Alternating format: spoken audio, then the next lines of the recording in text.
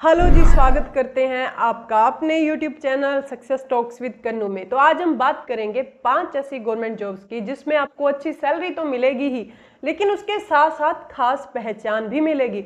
तो बिल्कुल एंड तक देखिएगा इस वीडियो को। तो शुरू करते हैं हम इस वीडियो को, लेट स्टार्ट। तो 5वें नंबर पर जो हमने जॉब रखी है, यानी कि 5वें नंबर पर जो जॉब है वह है रेलवे इंजीनियर की। रेलवे इंजीनियर की सैलरी 70,000 से 1.5 लाख रुपए के करीब होती है, जो और डिपार्टमेंट में इंजीनियर से ज्यादा होती है, यानी कि गवर्नमेंट सेक्टर में। लेकिन इसके अलावा बेसिक नीड्स जैसे कि रहने के लिए घर और भी अलाउंस जैसे मेडिकल की सुविधाएं वह रेलवे इंजीनियर को दी जाती हैं। साथ में जहां रेलवे इंजीनियर वर्क करते हैं वह वर्क प्लेस भी बहुत अच्छा होता है, आप यूट्यूब पे सर्च करके देख सकते हैं। इसके साथ आपकी सारी फैमिली को रेलवे ट्रैवलिंग भी फ्री मिलती है।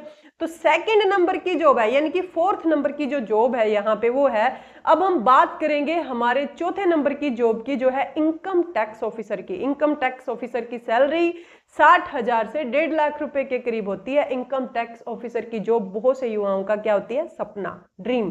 ठीक है, इनकम टैक्स ऑफिसर बनने के बाद आपको ऐसे पता लग जाता है कि देश में कौन कितना ज्यादा कमा रहा है, किसकी अर्निंग कितनी ज्यादा, क्योंकि रेड भी तो डाल रही है ना। फिर इस जॉब में आप इनकम टैक्स इंस्पेक्टर से लेकर इनकम टैक्स कमिश्नर तक बन सकते हैं, और एक बहुत अच्छी प्यारी सी ड्रेस भी मिलती है आपको पहनने के लिए।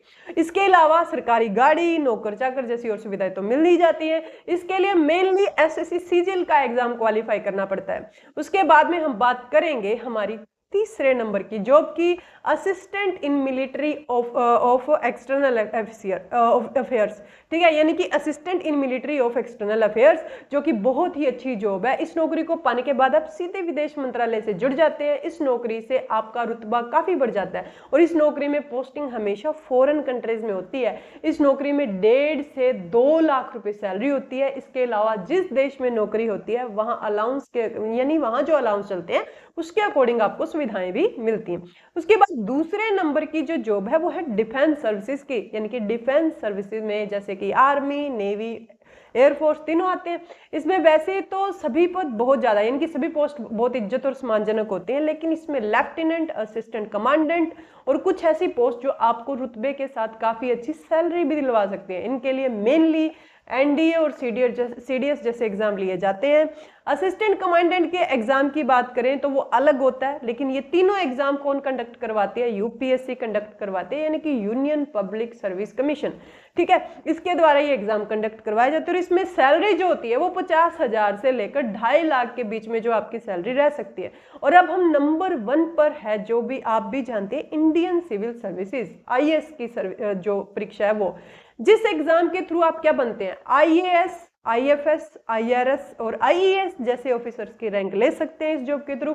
यह इंडिया की सबसे बड़ी और सबसे अधिक महत्व वाली नौकरी है। इनकी मंथली सैलरी जो होती है वो 56,000 से 2.25 लाख रुपए के बीच में होती है।